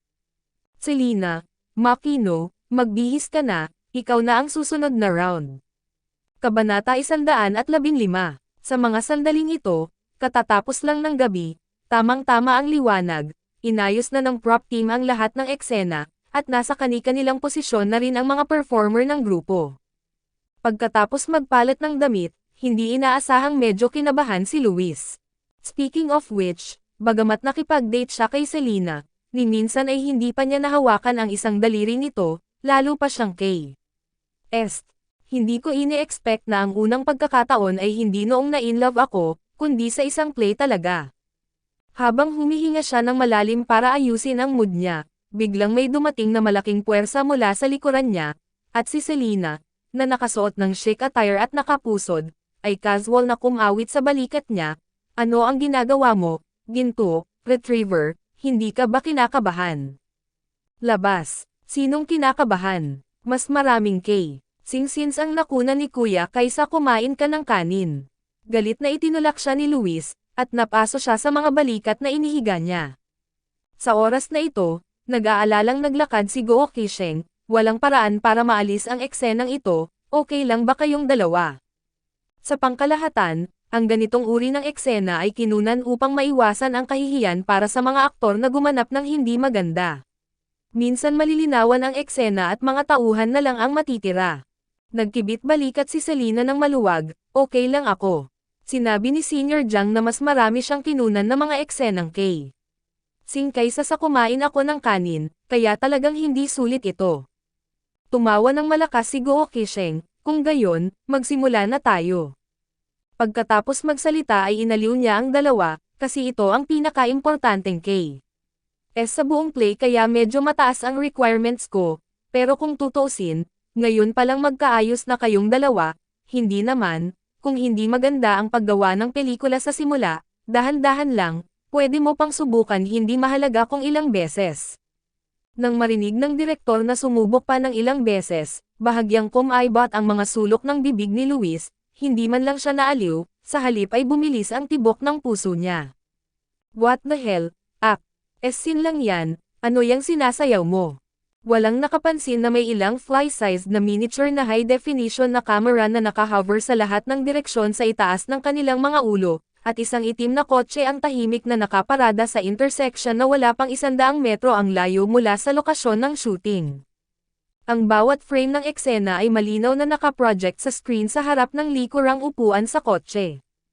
Si Daniel ay nakasuot ng isang madilim na formal na suit, ang kanyang kamisete ay nakabotten hanggang sa unang botones, ang kanyang mga payat na daliri ay nakatukod sa kanyang noo sa isang anggulo, ang kanyang madilim na mga pupils ay sumasalamin sa liwanag mula sa screen, at siya ay tahimik na nakatingin sa batang babae na lumitaw sa ang screen pagkatapos magpalat ng damit girl. Inilabas ni Sol ang kanyang ulo sa labas ng sasakyan upang tumingin sa labas saglit, at pagkatapos ay muling tumingin sa screen sa kotse, ang kanyang mukha ay nag-aalala, Kuya, ganito ka ba talagang manunood at walang gagawin? Bakit hindi ka nalang magstay sa bahay at makitang wagas ang siyeng, hindi ba ito naghahanap ng pang-aabuso? Pagkatapos magsalita, tinitigan niya ang perpektong gilid ng mukha ng kanyang kapatid na nakatago sa madilim na liwanag ng may pangamba, at bamulong sa sarili, kung hindi ka sisibog sa katahimikan, mamamatay ka sa katahimikan. Bakit palagi akong masama ang pakiramdam? Sa bagay, lumaki siya kasama si Daniel, kaya alam na alam niya ang ugali nito. Sa ibabaw, ang taong ito ay mukhang napakalamig at mayabang, at walang pagnanasa. Sa katunayan, hanggat ito ay nasa kanyang teritoryo, magkakaroon ng lubhang horribly possessive. Mula nang lumitaw si Selena, ipinakita ni Daniel ang halos lahat ng kanyang maliwanag at mainit na panig, ngunit alam ni Sol na hanggat ito ang gusto niya, tiyak na makukuha niya ito. Ganito lang ang pasensya bago manghuli ang mabangis na hayop. Ang ganitong hitsura ay madaling masugatan, marahil ito ay pumutok sa isang punto. Sa mga araw na ito, patuloy siyang nag-aalala tungkol sa kanyang puso, alam na talagang may relasyon si Luis kay Selena, lalo siyang pinagpapawisan para sa kanya. Oy, alang-alang sa pagiging pamangkin ng batang iyon, humanap tayo ng pagkakataong ipaalala sa kanya mamaya. Kung hindi, hindi ko alam kung paano ako mamamatay noon. Kabanata 116. Magsisimula na ang shooting. May mga nagtitinda ng mga parol at nanghuhula ng mga bagtong ng parol sa lahat ng dako sa magkabilang gilid ng kalye, at ang mga mataong tao ay may hawak na mga parol sa kanilang mga kamay, tumatawa at tumatawa. Kinaladkad ni Meng Chang palabas si Sun Wanking na naiinip sa ospital para magpatingin sa doktor. Sinusundan ng kamera ang dalawang tao, at sa ilalim ng lens, ang mga teenager at babae ay mabilis na tumatakbo sa kahabaan ng maliwanag na ilaw na mga kalye ng Chang'an. Ang larawan ay napakaganda. Walang gaanong linya sa eksenang ito, higit sa lahat ang mga pagbabago sa eksena at mga mata ng bida. Si Meng Chang ay nasa mataas na espiritu, at si Sun Wanking, na nag-aatubili sa simula, ay nahawahan din ng sigasig ng batang babae sa bandang huli, at ang dalawa ay sabay-sabay na dumaan sa karamihan. Pagkaraan ng ilang saglit na paglalakad, biglang nalaman ni Sun Wanking na ang kanyang kamay ay hawak pa rin ng babae, kaya nagpumiglas siya ng mabilis. Ngunit matigas itong kinurot ni Meng Chang, na may ekspresyon na ang kamay na ito ay pag-aari ko. Naging balisa si Sun Wanking, Miss Meng, mangyaring igalang ang iyong sarili, ang mga lalaki at babae ay hindi maaaring magkay. Sa isa't isa. Kumunat ang noo ni Meng Chang at tinitigan siya, ikaw nerd, paano kung bitawan ko ang kamay mo at maghiwalay tayo? Wala na, wala na. Walang pinipiling sabi ni Sun Wanking sa sobrang kahihiyan. Sun Wanking, ikaw, galit na pinitik ni Meng Chang ang kanyang kamay at pumasok sa karamihan. Nang makitang unti-unting nawawala ang pahid ng pula sa karamihan, unti-unting naging balisa ang ekspresyon ni Sun Wanking. Kamakailan lamang, may mga alingaw sa kabisera na mayroong mga magnanakaw na namimitas ng bulaklak, at ilang mga batang babae mula sa ilang mga pamilya ang nawala. Napakagulo ng mga lansangan ngayon. Paano kung may mangyari? Sa sandaling ito, nag-aalala lamang si Sun Wanking kay Meng Chang, at lubos na nakalimutan na siya ay isang maliit na demonyo sa mundo, at kahit na makilala nila ang mga namumulot ng bulaklak, sila ay malas. Ang lens ng camera ay nagsimulang sumunod kay Sun Wanking at patuloy na hinahanap si Meng Chang sa karamihan. Nang malapit nang mag-collapse si Meng Chang, may biglang tumapik sa balikat niya. Sa sandaling lumingon siya, nakita niya ang isang lalaki na nakasuot ng ngiting maskara na nakatayo sa kanyang harapan, at sinabi sa medyo nakasimangot na tono, Dr. Sun, hinahanap mo ako. Nang marinig ang pamilyar na boses ng batang babae, ang labis na kaligayahan sa paghahanap nito muli ay nagpayakap sa kanya ni Sun Wanking sa kanyang mga bisig. Malinaw na hindi inaasahan ni Meng Chang na si Sun Wanking, na palaging palabiro at konserbatibo, ay kumilos ng ganito, at agad na natigilan. Ang susunod na gagawin ay ang eksena kung saan aktibong K.S. ni Meng Chang si Sun Wanking. Ang mga tagahanga na nanood mula sa malayo ay nakatitig ng may pidgel na hininga, hindi nangangahas na gumawa ng tunog. Ang unang K.S. sa pagitan ng dalawa sa eksenang ito ay talagang napakaganda sa sukdulan sa pamamagitan lamang ng pag-iisip. Kasabay nito, may mas maharlikang tao na hindi nang ahas na lumabas, iyon ay si Sol sa itim na sasakyan. Si Sol ay pumulupot at sumandal sa bintana, sinusubukang lumayo sa kanyang kapatid hanggat maaari, kahit na nakapikit ang kanyang mga mata sa sobrang takot na hindi siya naglakas loob na tumingin. Hindi talaga siya makapaniwala na manunood lang ang kapatid niya at walang gagawin. Nakita ko palang na hawak-hawak ni Selena ang kamay ni Luis at magkayakap ang dalawa, halos nanlamig na ang temperatura sa sasakyan, okay. Paano kung K.S. talaga namin ang isa't isa? Wala namang madugong eksena mamaya diba? Kahit anong isipan ni Sol, hindi niya maisip kung ano ang gagawin ng kanyang kapatid para itigil ang eksenang ito nang hindi sinasaktan si Selena. Maingat na tiningnan ni Sol ang screen mula sa pagitan ng kanyang mga daliri, at nakitang dahan-daw ang tinanggal ni Selena ang maskara, pagkatapos ay tinitigan si Luis ng buong pagmamahal, at pagkatapos ay iniunat ang kanyang kamay at hinayla ang leeg ni Luis. Tapos na, tapos na, tapos na. Papatayin nito ang isang tao. Umiiyak si Sol sa kanyang puso, nang bigla niyang makita ang mga parol sa paligid na isa-isang nagsisilabasan. Ang epekto ay parang napatay ng masamang espiritu ng nag-aapoy na katahimikan mula sa kanyang sariling kapatid, ito ay lubhang nakakatakot. Kabanata 117. Umuulan. May bulalas mula sa karamihan. Dahil ang mga parol ay pawang gawa sa papel, at ang ilang lotus lantern ay hindi man lang natatakpan, agad itong napatay ng ulan. At si Selena, na malapit ng mag-K.S. doon, ay napatigil din sa kanyang paggalaw dahil sa biglaang pagbabagong ito, at subconsciously tinakpan ng kanyang mga kamay ang tuktok ng kanyang ulo. Bakit umuulan? Ay, masakit. Bakit parang may yelo pa? Si Luis na sa sobrang kaba halos tumigil sa pagtibok ang puso, biglang nagpreno at halos mawala ng hininga. Dimit. Hindi ba may tagtuyot kamakailan? Ilang buwan nang hindi umuulan. At ito ay isang mainit na araw, anong uri ng gulo ang pagulan ng yelo? Natigilan si Sol sa sasakyan. Umuulan. Bakit umuulan? Ay, teka. Nakikinig sa kalabog ng bubong, tila may malaking yelo pa rin. Sa sandaling ito, isang kislap ng liwanag ang kumislap sa isipan ni Sol, at ang sulok ng kanyang bibig ay kumikibot habang nakatitig sa kanyang kapatid, na hindi kumikibo tulad ng isang bundok, na walang sorpresa sa kanyang mukha, at sinabing labis na walang imak, ako ay may ginamit ang lahat ng mga trick ng artificial na pagulan. Brother, ikaw ito ay laban sa langit. Tsaka masyado ka bang gumagamit ng lakas? Hail lahat, oy. Nang makita ang paggawa ng pelikula doon na pinipilit na huminto, ang mababang presyon ng hangin sa paligid ni Daniel ay hamupan na parang tubig, at dalawang malamig na salita ang lumabas sa kanyang manipis na mga labi, drive. Oo, young master. Pinaandar ng driver ang makina, at ang itim na sasakyan ay tahimik na umalis sa set sa gabi. Hindi inaasahan ni Guo Qixing ang ganoong sitwasyon, at hindi niya mapigil ang makaramdam ng kahihiyan. Kung natuloy lang ang shooting, siguradong napaka-perpektong larawan. Hoy, kalimutan mo na, mahirap na trabaho. Tawagin natin itong isang araw. Pero sa lahat, huwag pa kayong umalis, sabay tayong mag-dinner ngayong gabi. Nabigo akong I welcome si Luis noong nakaraan, kaya kailangan kong bumawi ngayon. Binati ni Guo Qixing ang lahat. Maraming mga ups and downs sa crew kamakailan, at oras na rin para magsama-sama para kumonekta sa isa't isa sa panahong ito.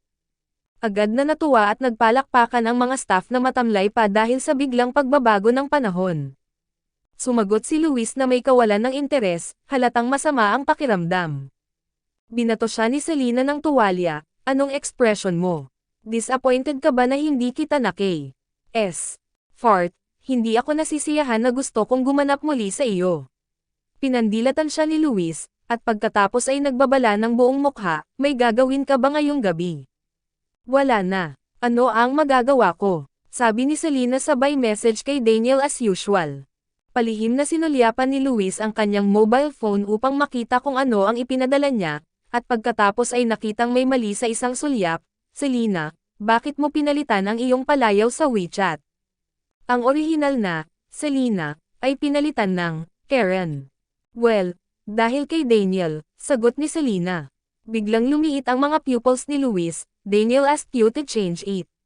Sinabi niya na baguhin mo ito at binago mo ito.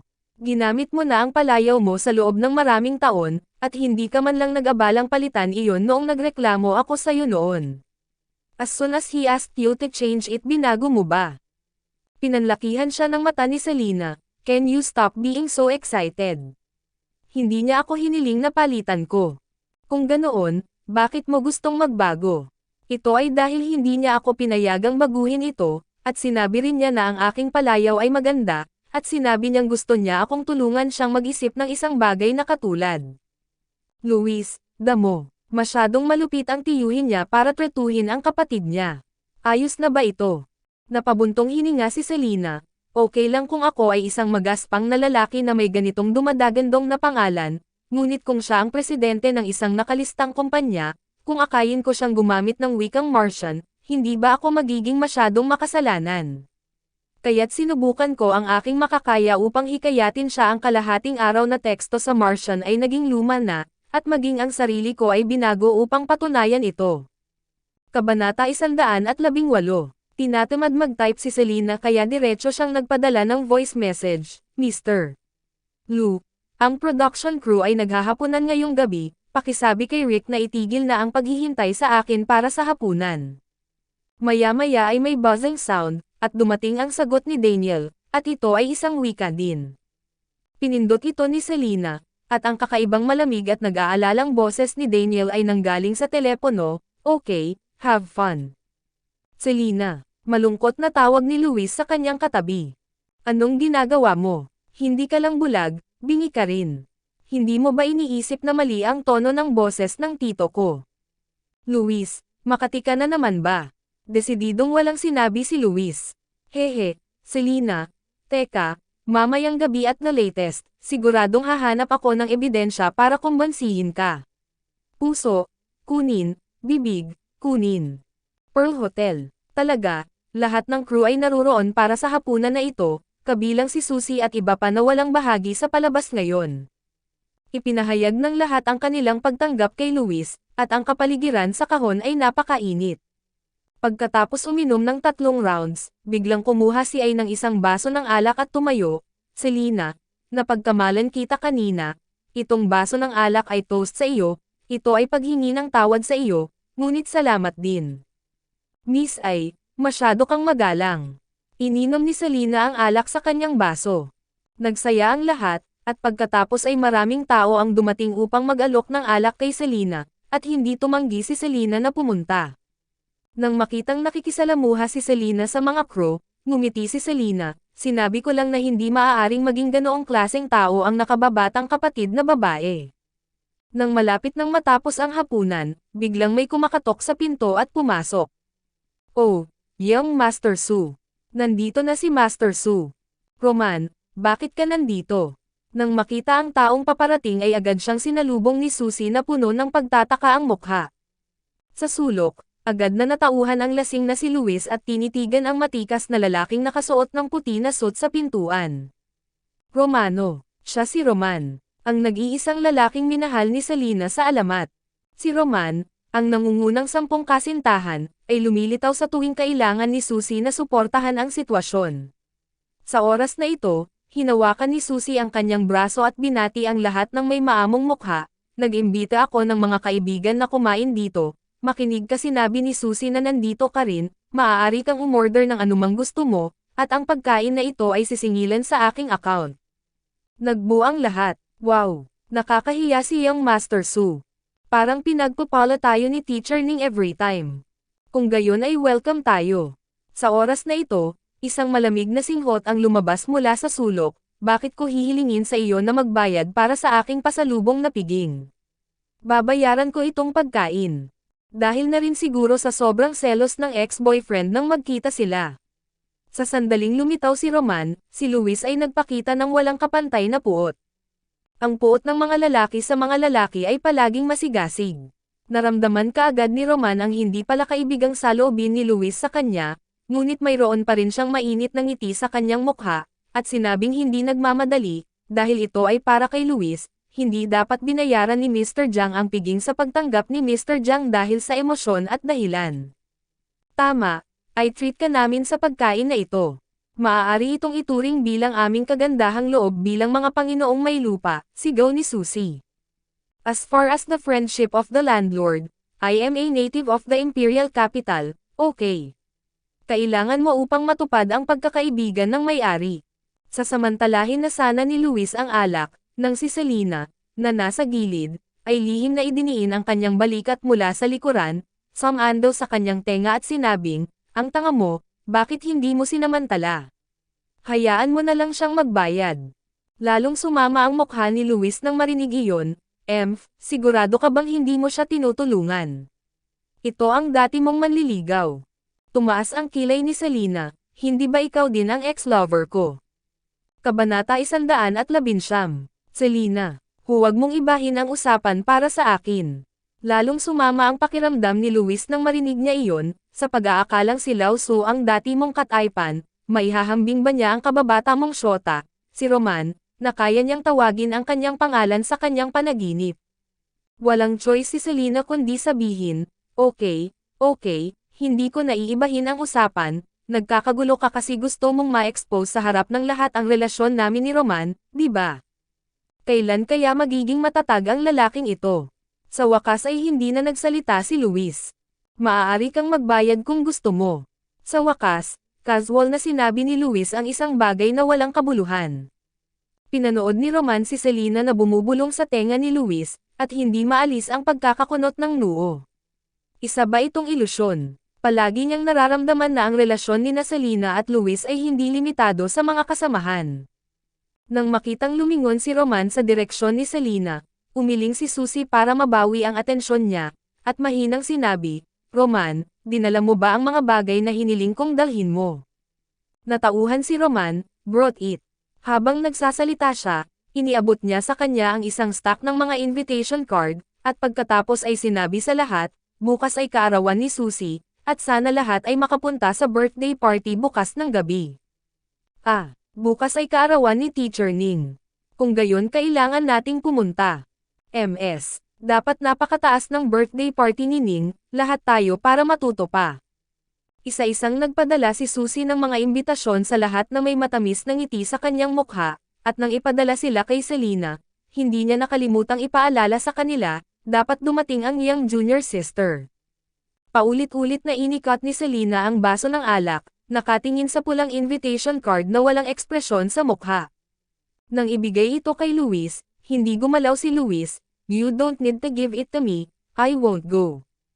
Natigilan ang ekspresyon ni Susie nang marinig niya ang mga salita, ngunit nabawi niya ang kanyang kahinahunan pagkaraan ng ilang sandali, at nag-aalalang nagtanong, may gagawin ba si Luis bukas? Maaari ka bang mag-reschedule pansamantala? Sana talaga makapunta ka. Please, please, la. Nakapangako na siya sa ilang girlfriend na may gusto kay Luis, at sinabing tiyak na iimbitahan niya si Luis. Kahit anong klaseng lalaki ito, malamang na walang lalaki ang makakatanggi na tanungin siya ng magandang babae sa ganoong tono. Ngunit hindi ito nagustuhan ni Luis, may bakas ng pang-aalipuste sa kanyang mga mata, at naiinip niyang sinabi, "Hindi na ito mababago, bukas ay kaarawan din ng isang kaibigan ko." Pagkatapos magsalita ay napatingin siya sa direksyon ni Selena. Sumimsam si Selena ng kanyang alak, ngunit walang sinabi. Anong coincidence? Yung kaibigan mong ka-birthday ko. Dapat ito ay ang iyong mahalagang kaibigan. Sayang naman yun. Kung tapos na ang side ng kaibigan mo, you are welcome to come anytime, with the party will last night. Sabi ni Susie with an empathetic expression. Ding it, kung hindi mo yayain si Luis, hindi ba ito magpapatalo sa harap ng maraming kapatid? Sino ang kaibigan ni Luis? Hindi lamang siya ay may parehong kaarawan sa kanya, ngunit siya rin ay sapat na mahalaga upang tanggihan ni Luis ang kanyang imbitasyon sa harap ng napakaraming tao. Teka, birthday din bukas. Napatingin si Susie sa direksyon ni Selena na may pagdududa. Bigla niyang naalala na ang kaarawan ni Selena ay kasabay ng araw niya, at bukas din iyon. Ang kaibigang kausap ni Luis ay si Selena, di ba?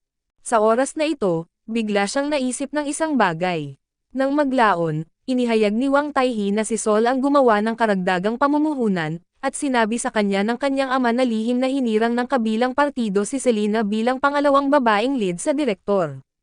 Bakit hinirang ni Sol sa maunlad na kapanahunan si Selena bilang pangalawang babaeng pinuno? Kung tama ang hula niya, at talagang may malapit na relasyon sina Selena at Luis, tiyak na tinulungan ni Luis si Selena na magsalita. Sa ganitong paraan, lahat ay may katuturan.